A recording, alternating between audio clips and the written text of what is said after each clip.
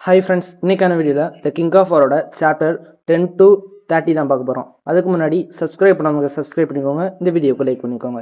சரி, வல்லவன் பேசுகிறோம்ல, சாப்டருக்குள்ளே போயிடலாம்.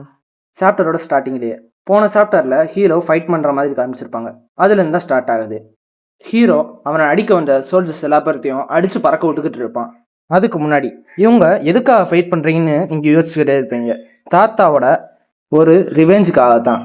தாத்தா இதுக்கு முன்னாடியே சொல்லியிருப்பாரு, நான் போகிற வழியில் நான் கடைசி வரைக்கும் போராடுவேன்னு. அதான் அவரோட கடைசி ஆசையை நிறைவேற்றுறதுக்காக இங்கே வந்திருப்பாரு. இங்கே இருக்கிற சோல்ஜர்ஸ்னால் அடித்து போட்டு உள்ளக்க கல்டிவேஷன் பிளேஸ்குள்ளே இருக்கிற ஆளுங்களை கொல்றது தான்.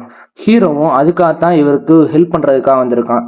தாத்தாவும் சொல்கிறாரு, இதை நீ முழுசாக முடிக்கலைன்னா இது உனக்கே பின் விளைவுகளை தர வாய்ப்பு இருக்குது.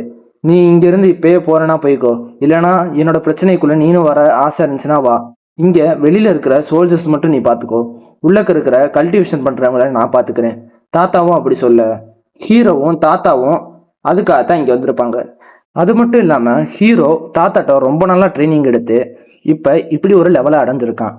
அவன் முன்னாடி வர எல்லா சோல்ஜர்ஸையும் அடித்து பறக்க விட்டுக்கிட்டு இருக்க. அப்போ அந்த சோல்ஜர்ஸ்க்கு கேப்டன் இருந்தவன் பொறுத்தது பொங்கி எழுனான்னு சொல்லிட்டு அவன் ஃபைட்டிங்குள்ளே இறங்கிடுறான். அந்த மொட்டையும் அவன் கையில் வச்சுருந்த குச்சியை வச்சு ஹீரோவை அடிச்சுக்கிட்டு இருக்க.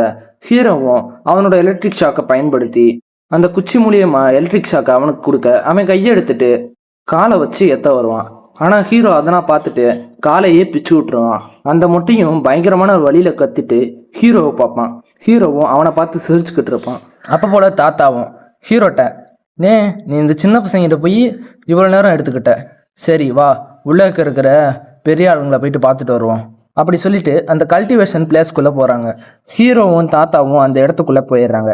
அங்கே உள்ள அந்தாலும் 10 வருஷத்துக்கு அப்புறம் நீ திரும்ப இங்கே வந்திருக்க. அது மட்டும் இல்லாமல் உன் கூட ஒரு பையன் இருக்கானே, பார்க்கவே பலசாலி மாதிரி தெரிகிறான். அது யார்? உன்னோட சிஷ்ய பிள்ளையா? நீ அவனை இங்கே கூட்டு வந்திருக்கனா? அவனோட மரணத்துக்கே நீ இங்கே கூட்டு வந்திருக்குன்னு அர்த்தம்.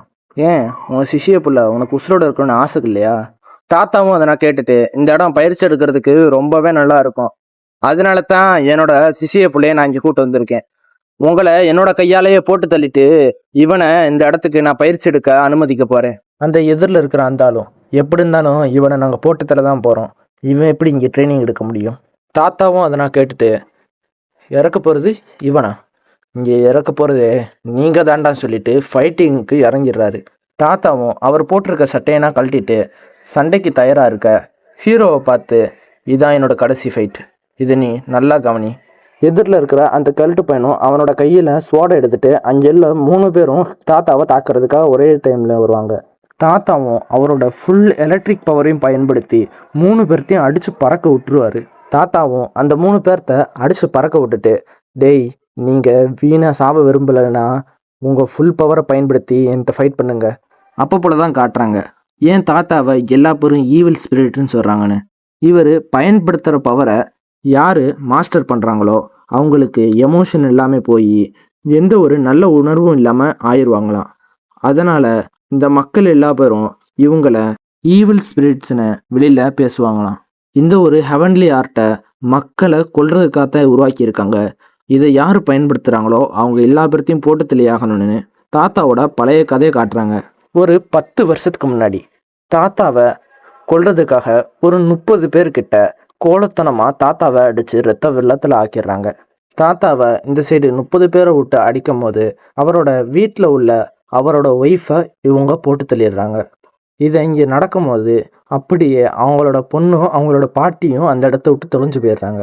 இந்த சைடு தாத்தாவும் அதை சொல்லிட்டு, ஏண்டா கோல பசங்களா, 30 பேரை விட்டு என்னை கோலத்தனமாக அட்டாக் பண்ணுறீங்களா அப்படின்னு சொல்லிட்டு ஒரு பயங்கரமான ஒரு பிளாஸ்ட்டை பண்ணிவிட்டு 5 இடத்த தப்பிச்சு போயிடுறாரு. தாத்தாவுக்கு இதை பண்ணது யாருன்னா, இப்போ ஒரு 3 பேர் கூட ஃபைட் பண்ணிக்கிட்டு இருக்காங்க பார்த்தியா, அந்த 3 பேர் தான். அதனால தான் தாத்தா இவங்கள போட்டு தள்ளுறதுக்காக இங்கே வந்திருக்கான். அப்படியே தாத்தா ஃபைட் பண்ணுறதை காட்டுறாங்க. அந்த எதிரில் உள்ள அந்தாலும் ஸ்ட்ரெயிட்டாக அவனோட ஸ்வோர்டை எடுத்துகிட்டு தாத்தாவை தாக்க வரான். தாத்தா அவரோட எலக்ட்ரிக் ஷாக்கை பயன்படுத்தி அங்கிட்ட இருந்து தப்பிச்சிடுறாரு. அப்படியே பின்னாடி போயிட்டு அவரோட கையை நீட்டி பயங்கரமான ஒரு எலக்ட்ரிக் ஷாக் அட்டாக் பண்ணுறாரு. அந்த பயங்கரமான அட்டாக்கில் அந்த 3 பேரும் மாட்டிக்கிறாங்க.